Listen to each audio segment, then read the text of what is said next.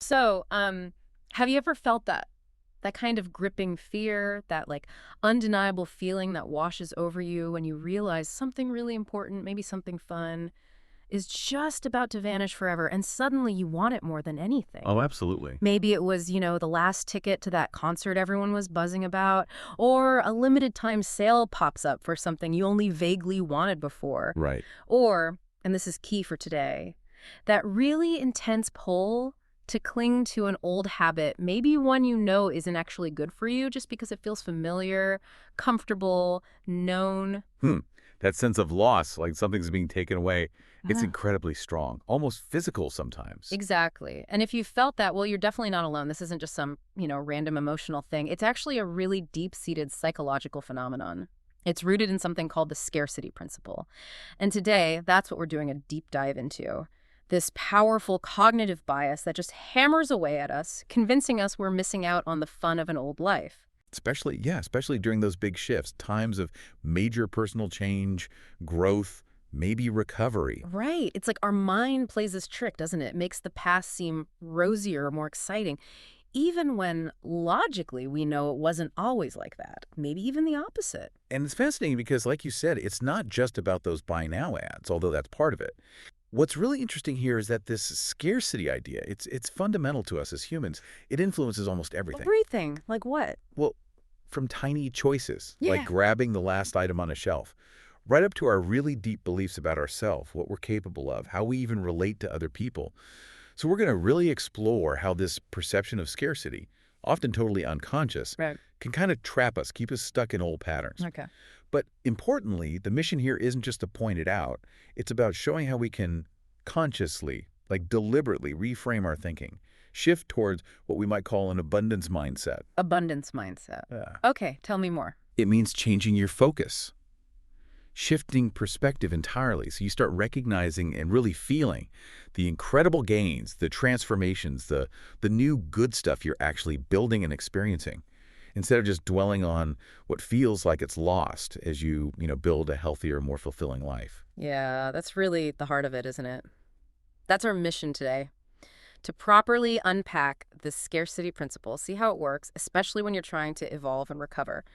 We want to equip you, listening right now, with more than just facts. We want to give you insights, actual strategies, so you can radically reframe how you see things. Mm, So you can truly see and embrace the richness of what you are gaining, the person you're becoming, instead of getting stuck longing for what you think you left behind. right. Breaking free from that illusion. Exactly. Time to step out of that scarcity trap and into genuine abundance. Hashtag I, the deep roots of the scarcity principle and FOMO. Okay, so let's really get into this. The core idea, the scarcity principle. It sounds simple, but man, it's powerful. The fear, right, that something's about to disappear forever, that it's limited, or the opportunity is just flashing And past. then boom, you want it more instantly. Instantly, think about it. Those last chance banners online, countdown timers ticking away, phrases like, only 3 left in stock. They're all designed for exactly that trigger, Yeah. urgency. Yeah, a profound sense of urgency. And this mechanism, this is what fuels our fear of missing out. FOMO, that acronym we hear everywhere. Hmm. And it's way more than just a little annoyance when you're talking about personal growth, about recovery. It can feel like this huge wall you keep hitting. It really can. Yeah. And what's so interesting is how deep this goes. It's not just modern marketing or social media hype. Oh, really? It's older than that. Oh, way older. It stretches right back into our evolutionary history, shaped our survival instincts. Mm. I mean, if you look at something like operant conditioning, for example, you see this powerful truth about us. We are wired to respond most strongly to immediate consequence. Immediate. Okay. Yeah, our brains are basically hardwired to react super fast, super intensely to anything that feels like an immediate threat or an immediate reward. So the fear of an immediate loss, like back then maybe losing food or shelter or a connection that kept you safe, that fear is this incredibly potent, almost primal trigger. Primal, yeah. It grabs your attention, it overrides your rational long-term thinking, and it just screams, act now. Wow. So this threat of something disappearing right now creates this really strong, often unconscious pull in our behavior. It's baked into our biology. That makes total sense when you frame it like that. Survival meant grabbing that scarce resource before someone else did. And those ancient brain circuits are still firing today, but maybe, in situations where they don't quite fit anymore, like in a world where there's mostly abundance. Precisely. They get co-opted, Yeah. hijacked almost. So we see it everywhere, like you said, those limited time offers shouting at us that only a few left. It taps right into that ancient fear. Mm-hmm. But, and this is the crucial part, it goes way beyond just stuff you buy.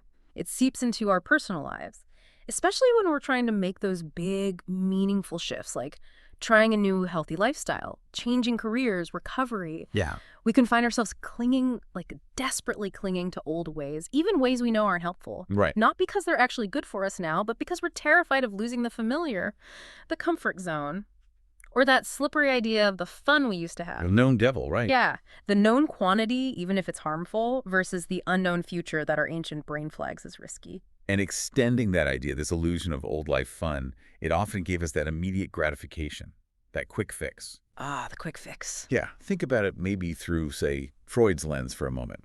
He talked about how chemical intoxication, for example, could be seen as, well, one of the cruder ways, but maybe one of those effective in the short term for getting intense pleasure and feeling temporarily independent from all the pressures of the outside world. Right, that escape. Exactly. But while it absolutely brings direct pleasure or brief escape from reality stress, everyone recognizes it's also incredibly dangerous, profoundly harmful long term. No question. But that powerful immediate reward from those past behaviors, it carves out this deep neural pathway, right? A shortcut to feeling good, or at least feeling less bad. That bypasses rational thought. It's not just the pleasure itself, it's this illusion of control, maybe. A quick way to deal with discomfort. And this strongly anchors how we perceive value. Anchors our perception. How so?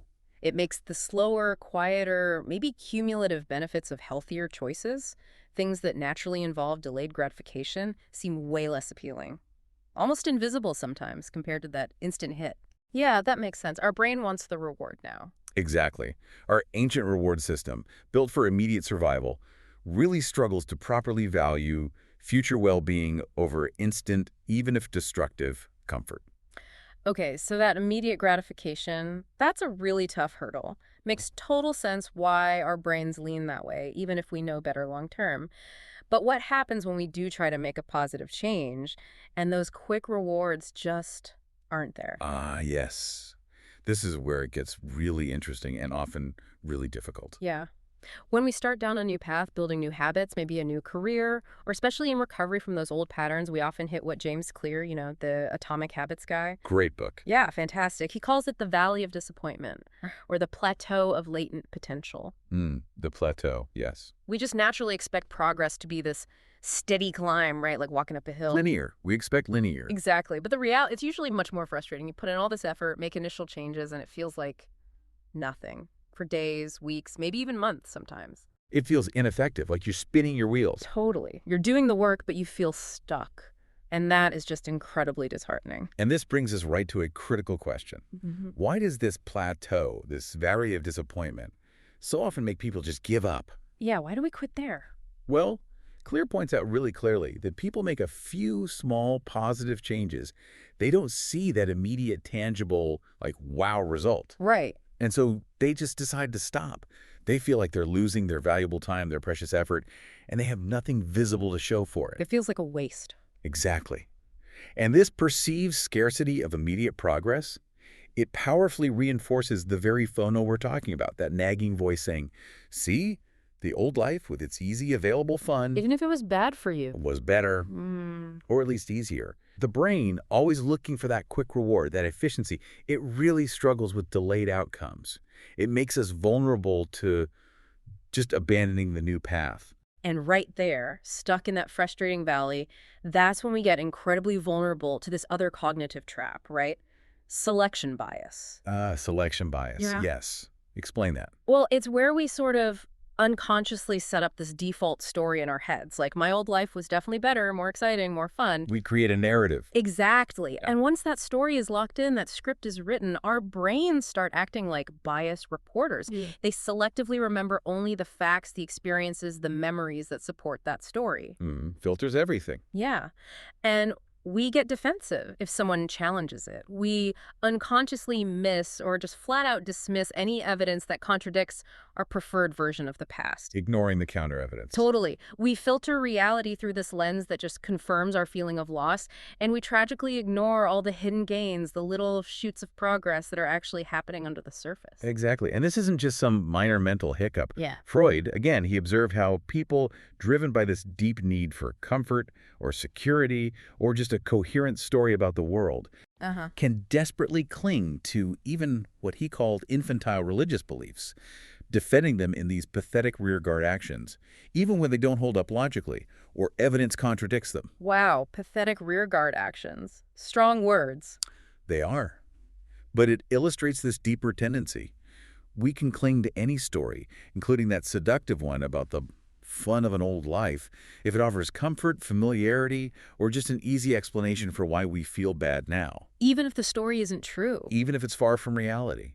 And this connects actually to Piaget's idea of syncretism of thought. Syncretism. What's that? It's basically a cognitive tendency. You see it a lot in kids, but it persists in adults, where different ideas or beliefs get kind of fused together without needing a strong logical link or proof. Okay. So in the context of our old life fun illusion, it means we can comfortably believe, yeah, that past behavior was fun, it made me feel alive, even while knowing intellectually that it was ultimately harmful or destructive. Ah, I see. The feeling overrides the logic. Precisely. The emotional comfort, the familiarity of the belief, it just overrides the logical contradiction.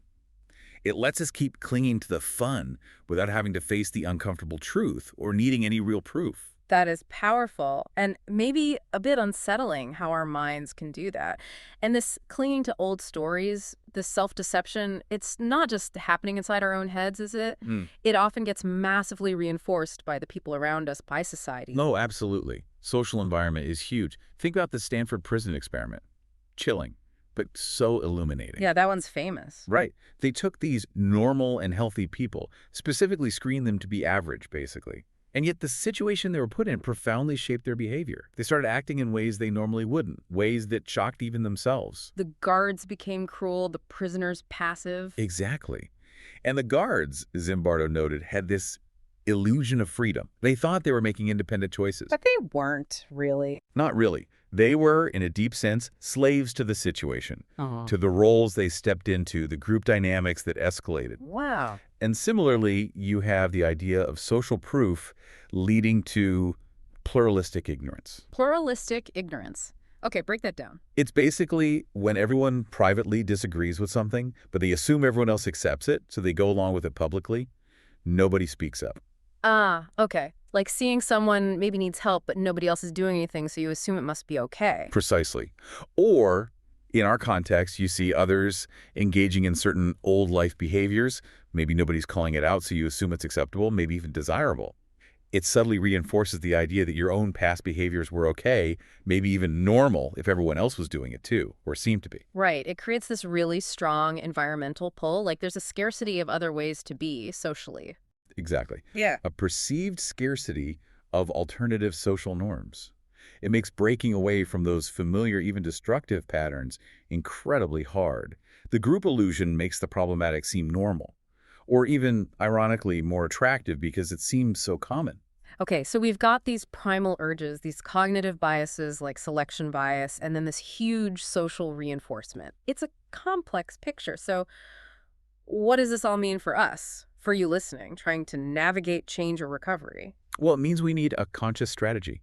We need to actively, deliberately reframe what we even mean by gain. Reframe gain. Yeah. It's not just about hitting some specific target like, I haven't done X for Y days. That's important, but it's not the whole story. The real gain is about the deeper transformation of you, the person you are becoming through this process. So less about the destination, more about the journey itself. In a way, yes. The value isn't solely in reaching the finish line, but in the richness of the journey, the intention behind each step you take towards becoming that new person. I like that. So how do we do that? How do we focus on becoming?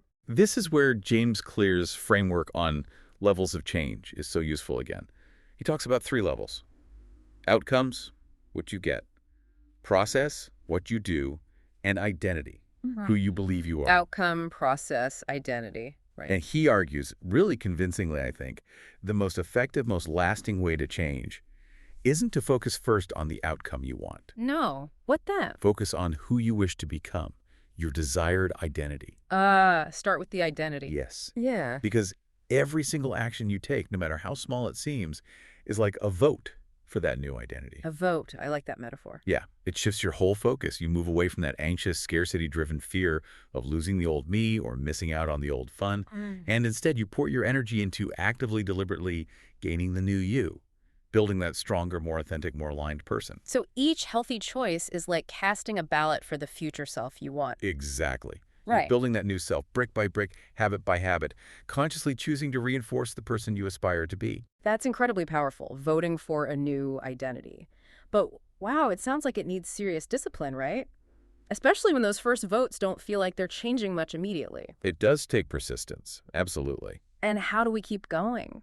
Especially when those old beliefs creep in, I can't really change, this is too hard, I'm just not that kind of person. That's where Carol Dweck's work on mindsets is just crucial, absolutely vital. Growth mindset versus fixed mindset. Exactly. Instead of believing your abilities, your intelligence are just fixed quantities, like you only have so much potential and that's it, which is basically a scarcity mindset about yourself. Right. Embracing a growth mindset means fundamentally believing you can always substantially change, develop, learn new things. Your starting point doesn't define your end point.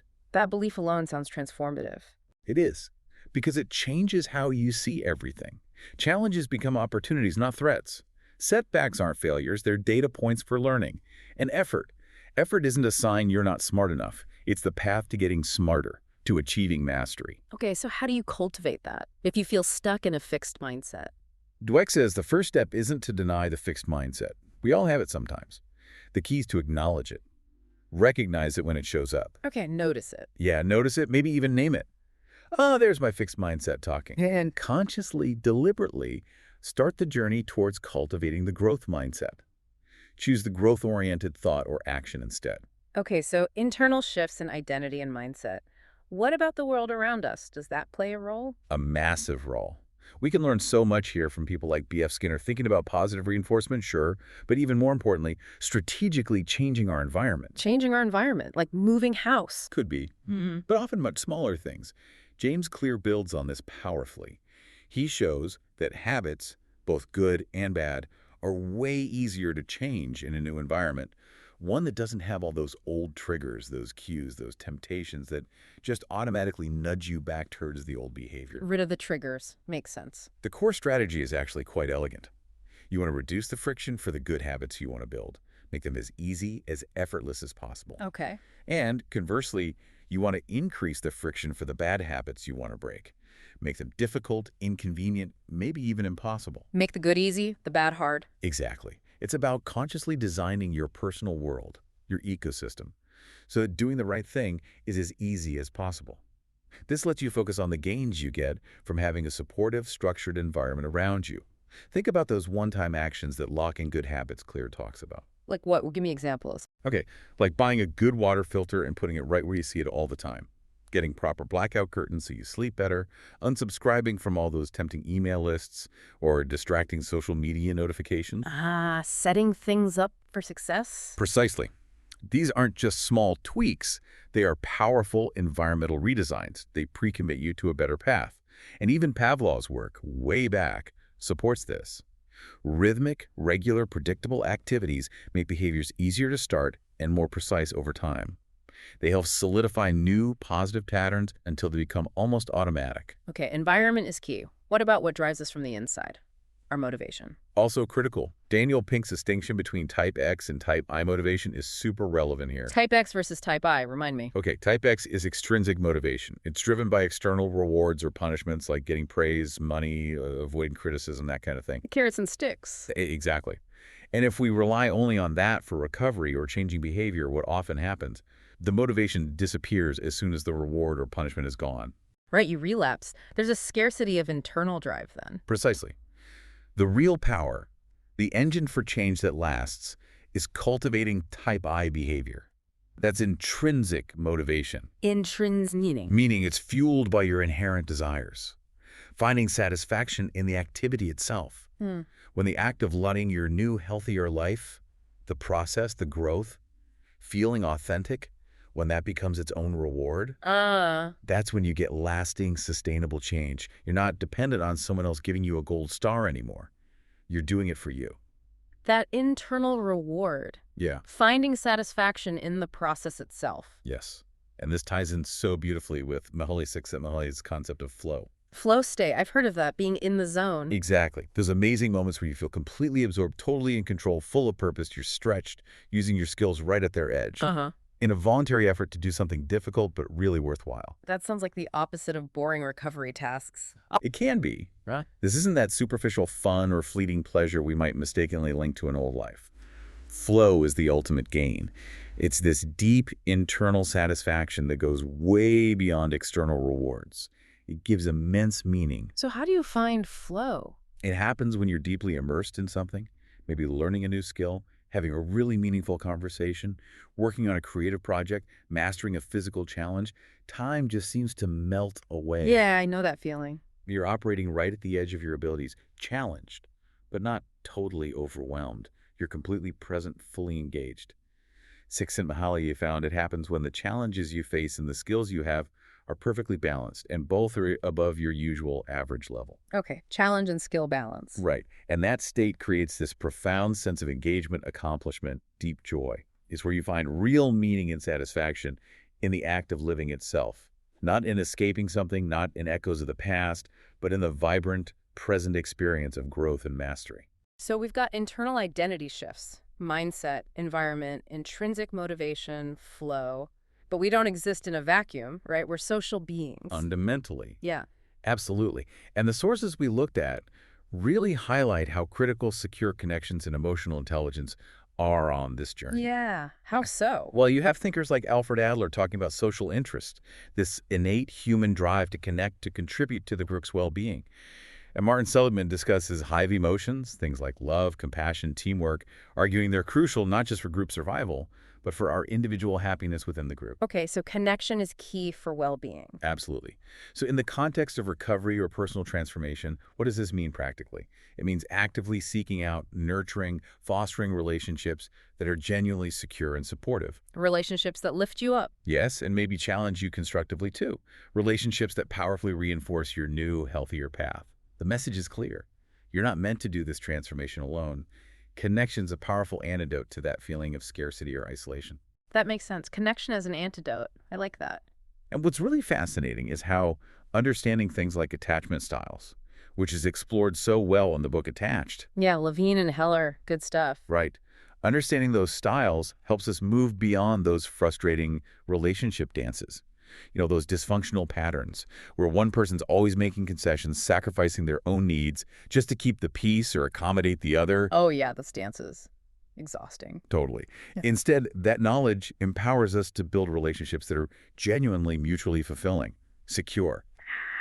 It's about building the capacity to talk about emotions sensitively, empathically, to see disagreements not as threats of loss, but as actual opportunities to get closer, to understand each other better. Turning conflict into connection. That Yes. sounds advanced. It takes practice. But research consistently shows that people who are more emotionally adept, who have higher emotional intelligence, and parents who model this tend to raise kids who are better at handling their own emotions. They're better at self-soothing. They tend to be better liked by their peers. Wow. It just shows the profound, abundant gains that come from developing emotional intelligence, not just for you, but for everyone you interact with. It creates this ripple effect of healthier, richer emotional lives and connections. Okay, this is all incredibly helpful. Identity, mindset, environment, motivation, connection, emotional intelligence. What about the past itself? That old life fun we keep thinking about. How do we deal with the memories? Memory. Such a powerful piece of this. And the key insight here is that our memories are not fixed recordings. They're not like files on a computer. Not at all. Think of them more as living, breathing things. They are constantly being reshaped, reinterpreted, even edited by our current experiences, our present mood, our current beliefs. Silly. Our memories change. All the time. which means we have this incredible inherent power to actively reframe our personal narratives, to rewrite the stories we tell ourselves about our past. Rewrite our stories. Yeah. Well, Attached offers a great practical tool, creating a relationship inventory. Okay, like taking stock. Exactly. You systematically list key past experiences, maybe relationships or situations. You look for recurring patterns in your thoughts, your feelings, your behaviors, and then you consciously ask, do these old patterns actually align with my desire now for secure, fulfilling connections? Checking if the past fits the present goals. Precisely. It's a meticulous process to identify those unhelpful beliefs, those outdated working models, and then deliberately start reshaping them towards more secure ones based on what you know now and what you want for your future, not just based on old, maybe unconscious assumptions. That sounds empowering. It is. And even when dealing with really difficult memories, like trauma, which Bessel van der Kolk explores so deeply in The Body Keeps the Score. Yeah, a heavy but important book. Right. Even those memories, which are often stored differently, may be fragmented, they can be revisited safely, usually with support. The goal is the gradual integration of those dissociated feelings and sensations, moving towards regaining a sense of control over yourself, your internal world. So integration, not erasure. Exactly. And while just talking about it might not be enough on its own for deep trauma, language is still critical in understanding, making sense of it, weaving it into your larger life story. And don't underestimate sleep. Sleep plays this vital, natural role in reshaping and integrating memories. It's like our brain's nightly update process, consolidating new learning, processing emotions, and literally updating our internal narrative while we rest. Wow, so our brains are constantly rewriting our story, and we can actually guide that process consciously, too. You absolutely can. Okay, so this whole shift we're talking about, moving from scarcity to abundance, Hmm. it feels like more than just tweaking things. It sounds like a really profound transformation. It often is. For many people, it really does embody a kind of heroic journey, Yeah. a deep personal evolution that touches everything. Heroic journey, like myths and legends. Exactly like that in a Yeah. psychological sense. I do. Jordan Peterson talks about this, drawing on mythology. The myth of the hero, he says, involves a voluntary advance. You choose to step into the face of what's dangerous, but also promisingly unknown. Okay. It's not about just holding on to what you know. It's about being willing to let your current understanding, your current way of being, dissolve, and then painstakingly reconstruct it, pushing past what's comfortable, what's familiar. That sounds scary. It is. It's the opposite of, say, the Yurok tribe Peterson mentions, who apparently feared going beyond their known territory. It's more like the Sioux, maybe, with their embrace of mobility, of new horizons, seeking expansion, not contraction, even into the frightening unknown. Wow. Dissolving and reconstructing. And Carl Jung talks about something similar. He describes these moments of collapse as potentially pivotal, almost sacred. Collapse. That sounds bad. It feels bad. It's when all your usual supports, your psychological crutches, they just break. It leads to what an ancient writer called a kind of voluntary death. Voluntary death. Jeez. It's a metaphor for letting go of the old self. A surrender of old ways of being, old identities. Often Jung says it's forced on us by life, by nature, not just something we decide to do. But only then, when everything that propped up that old self is gone, dissolved, shed, only then does it become possible to experience something truly meaningful. An archetype of meaning, Jung would say. So the breakdown leads to a breakthrough. Potentially, yes. This surrender, this death of the old, isn't really a loss in the end. It leads to this immense gain of deeper meaning, purpose, integration. It's about replacing that maybe fragmented, struggling old self with a more whole, integrated, new self. Jung used symbols like the child motif for this, representing potential rebirth, the future, and the self with a capital S as this synthesis of everything, conscious and unconscious. The birth of a more complete person. Exactly, a more authentic individual. But it takes courage. Courage. Yeah, that seems to be a recurring theme. Ernest Becker's work, The Denial of Death. That touches on this too, right, from a different angle. Absolutely. A powerful, challenging perspective. Becker suggests that what we often call mental illness can sometimes be seen as different styles of bogging down in the denial of creatureliness. Denial of creatureliness. What does he mean by that? Our basic nature as biological beings, our vulnerability, our mortality, our connection to the animal kingdom, our limitations. Okay. He argues that depression, for instance, can be fundamentally a problem of courage, a result of systematic self-restriction. How so? Becker believed our deep, often unconscious fear of death and our own insignificance, Our creatureliness makes us build these elaborate psychological defenses. We deny our limits, our place in the natural order. So when we cling desperately to the known, to that comforting illusion of old life fun, maybe we're actually retreating from the frightening freedom of our own potential. We're engaging in that self-restriction. And experiencing a scarcity of what? Well, Agency, right. meaning. Exactly. A scarcity of agency, vitality, genuine meaning in our lives because we're afraid to face reality fully. That's a heavy thought, but also maybe freeing to recognize that pattern. It can be. Yeah. And what's fascinating is how starkly this choice plays out in some of Oliver Sacks's case studies. They illustrate this Oh, beautifully. yeah, like who? Well, take Jimmy G, the lost mariner, with severe amnesia. Couldn't form new memories. Right, I remember reading about him. Despite that profound deficit, Sacks observed he could still find moments of meaning, even salvation, through emotional connection, especially in structured settings, like attending chapel. Why? Why? Because, Sacks felt, Jimmy experienced a quiet despair. He had some sense, however vague, of what he'd lost. He yearned for connection, Okay, so acknowledging the loss opened a door. in a way. Now contrast that with Mr. Thompson, the man with the incredible nonstop confabulations, making up stories constantly. Ah, the guy who couldn't stop inventing. Yes. He used his brilliant gift for storytelling purely to escape reality. He created this unending joke, Sacks called it. But that joke ultimately became his damnation. It prevented anything real, anything genuine, from ever reaching his soul. Wow, his gift was his prison. Precisely. His amazing ability to fabricate reality was also this impenetrable barrier to true meaning, real connection, any kind of growth. So the contrast shows the choice. Exactly. The critical choice you face. Do you courageously confront the pain, the discomfort of reality in order to gain truth, connection, authenticity? Or do you escape into a fabricated fun, a comforting story that ultimately leads to this profound scarcity of a real self and real relationships? Facing reality to gain truth. Okay. And in that pursuit, finding meaning and structure seems important too, based on other examples. Yes, structure and wholeness. Think about Rebecca, the patient Sacks described with developmental agnosia. She struggled to see things as unified wholes. Her world was fragmented. Right. She explicitly said she needed a pattern and design to avoid feeling like she was unraveling.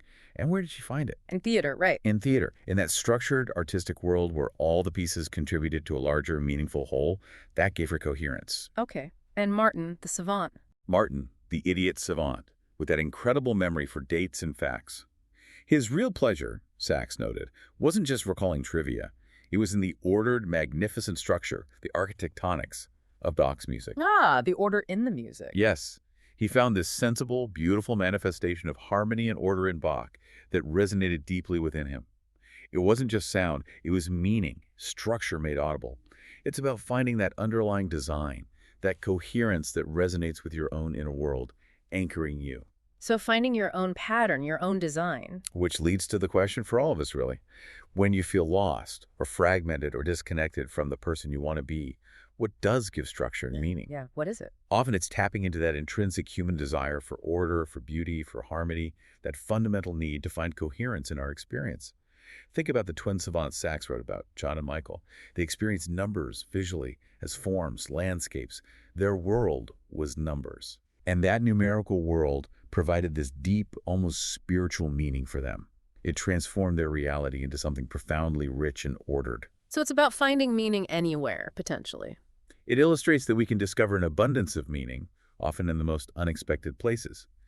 But we have to actively seek structure and purpose that feels internally right, that speaks to our deepest self, not just chase after fleeting external highs or the hollow echoes of past fun. Finding your own inner symphony, Wow. your personal design. Exactly, the design that brings wholeness, purpose, and a sense of deep internal abundance. Hashtag tag outro.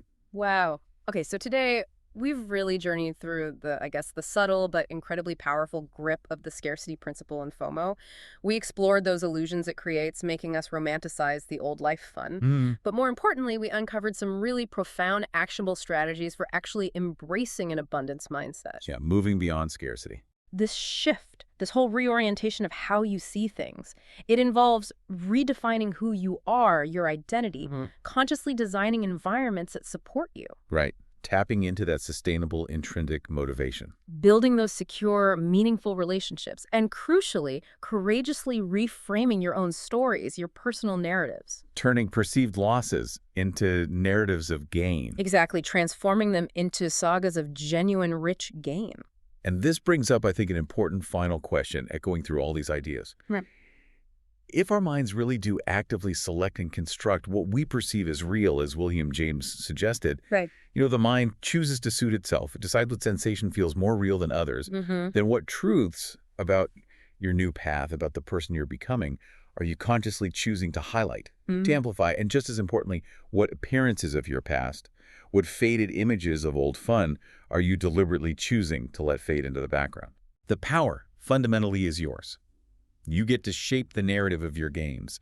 You choose what feels real and valid in your evolving story. That's a powerful place to leave things. So as you listening right now move forward, maybe consider this final provocative thought that old life you might sometimes fear missing out on. It could very well be a kind of fiction, a story you're holding on to, maybe out of habit, maybe out of fear, a highlight reel of fun moments that conveniently hides a deeper, maybe less fulfilling, maybe even painful reality. A selective edit? Yeah. So what would actually happen if you dared to treat that old story like an archaeological site? Examine the fragments, sure, with curiosity, not longing. Understand its place in your history. But not as your destination. Exactly. Reject it as your inevitable future. And then, what if you consciously started voting with every single intentional action, big or small, for the person you truly wish to become? Knowing with real certainty that every one of those deliberate acts, those votes for your future self, is a tangible step towards an immeasurably richer, more authentic, and truly abundant future. Go on, give it a try.